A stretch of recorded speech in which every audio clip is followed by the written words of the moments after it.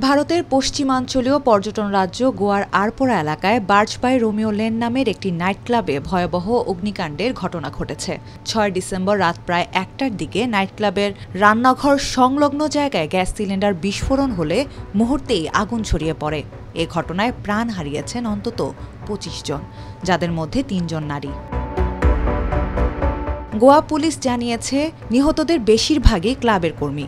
এছাড়া মৃতদের মধ্যে ৩ থেকে ৪ জন পর্যটকও ছিলেন বলে জানিয়েছেন গোয়ার মুখ্যমন্ত্রী ডক্টর প্রমোদ সাওয়ান্ত। এছাড়া ভয়াবহ এই অগ্নিকাণ্ডের ঘটনায় শোক প্রকাশ করেছেন ভারতের প্রধানমন্ত্রী নরেন্দ্র মোদী।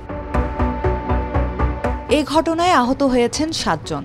তাদের মধ্যে একজনের শরীরের ৬০%-এরও বেশি অংশ পুড়ে গিয়েছে। ২৫ জনের মধ্যে মাত্র ২ জন আগুনে দগ্ধ হয়ে মারা গেছেন, আর বাকিরা ধোঁয়ায় দম বন্ধ হয়ে প্রাণ হারিয়েছেন বলে জানিয়েছে পুলিশ।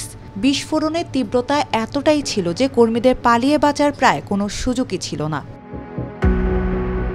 নাইট ক্লাবে বিস্ফোরণের ঘটনার পরপরই দমকল বাহিনী ঘটনাস্থলে পৌঁছায় এবং প্রায় ২ ঘণ্টা ধরে আগুন নিয়ন্ত্রণে আনার চেষ্টা চালায়। ক্লাবের ভেতরের বদ্ধ পরিবেশে আগুন দ্রুত ছড়িয়ে পড়ায় অনেক কর্মীকে উদ্ধার করা সম্ভব হয়নি।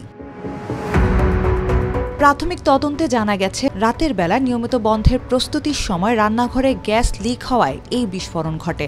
তবে কী কারণে গ্যাস লিক হয়েছিল তা এখনও পরিষ্কার নয়। ফরেনসিক দল ঘটনাস্থল থেকে নমুনা সংগ্রহ করে তদন্ত শুরু করেছে। জেলা প্রশাসনও ঘটনাটির পুরো প্রক্রিয়া খতিয়ে দেখতে আলাদা তদন্ত কমিটি গঠন করেছে।